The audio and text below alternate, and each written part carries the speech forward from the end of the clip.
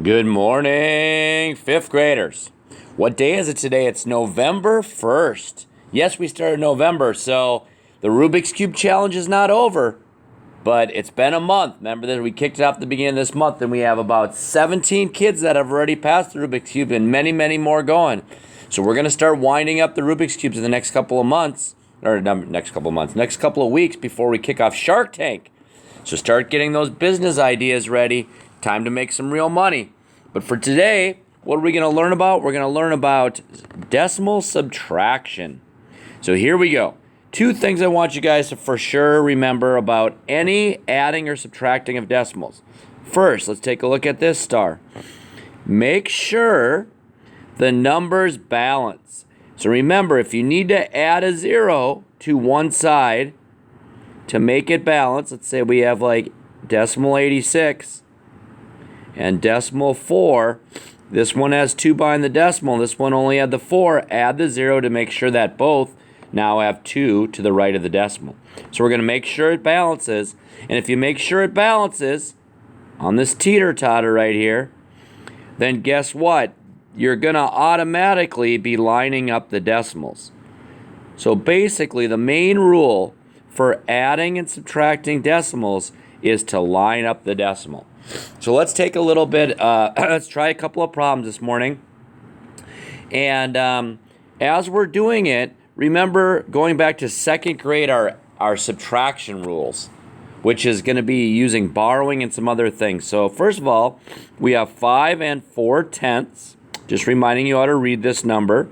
Remember, that's the 1/10. The only place value Mr. Manfeld's ever asked you to memorize is the 1/10. So we have 5 4/10.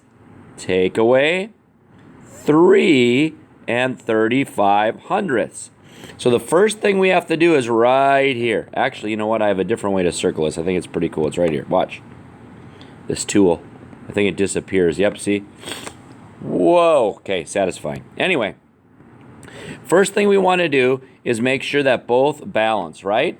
So if we look here, we have 1 to the right of the decimal, the 10ths place. But this number has a 10ths and a 100ths place.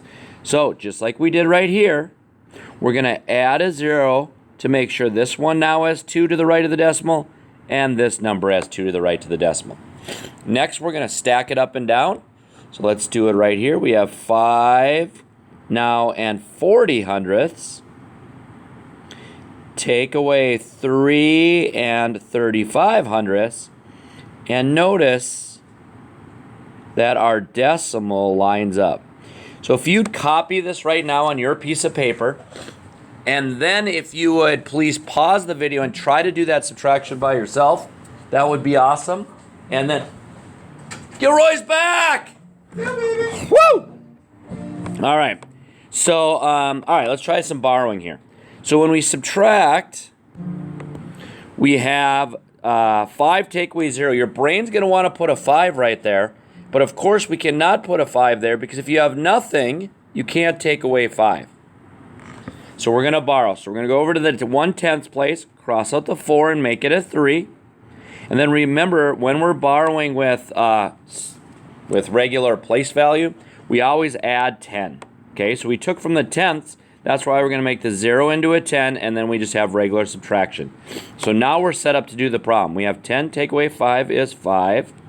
3 take away 3 is 0, and 5 take away 3 is 2. That part, after the borrowing, is pretty easy, and I already have the decimal line going all the way down, so my answer would be 2 5/100ths, or $2.05. Think of that, because the 5 is in the hundredths place like a penny, right? That's why they call it $2.05, because you need 100 pennies or cents to make a dollar. All right, let's do 2 more problems quickly. You are more than welcome to pause the video now and go on and do this one by yourself. Or you can wait to see what I do first, which I think you already know. The star's up there. Balance it up. So this one has 10ths. This one has 10ths and 100ths. So first thing we're going to do is add our 0. Because by adding the 0, now we're going to have 100ths in both places, and our decimals will automatically line up. Next, let me change colors here. Let's stack it. We get 8.60 take away 4.68. Let's draw our line to show that we know to line up the decimal and then go from there. So first thing again, your brain's going to want to say you put an 8 there. Pause the video now if you'd like and try it on your own. Come back and see what we get. All right, so your brain might have told you that the 8 goes there because you just so want to put an 8. But remember, you can't. You have nothing. You can't take away 8. So we're going to go over to the 6 and borrow from it. So the 6 becomes a 5. Remember, we always borrow 10. I like to just put a little 1 there. So we have 10 take away 8 is 2. Now we have 5 take away 6, which is not 1. Remember, you only have 5 up here. You cannot take 6 away. So you need to go borrow again. So we go over to the 1's place this time, cross out the 8, make it a 7, and then put our little 1 here to make that a 15. 15 take away 6, no shame in counting on your fingers, is 9. And then 7 take away 4 is 3. So my final answer there would be 3 92/100. All right, one more problem. Let me go to page 2 here. Boom. Me. I know the answer. Okay, relax. So this one is going to be borrowing across zeros. Okay, so I actually made it money for you. So we have $1. First of all, actually, let me make sure that they both balance. Yes, this has 2 behind the decimal. This does. So they already balance. So we got $1. Take away 89 cents. Making sure, again, for the third time, my decimal lines up. But here's the trick for borrowing across zeros. When you have all zeros, you can go like this. You know you need to borrow because you can't take 0, take away 9. Can't take 0, take away 8. So we're going to cross out the 1 and make it a 0. And then you can kind of just cheat. All of these numbers become 9s. And your last number always is a 10. That's only if it's all zeros. So that's a 9. That means this becomes a 10.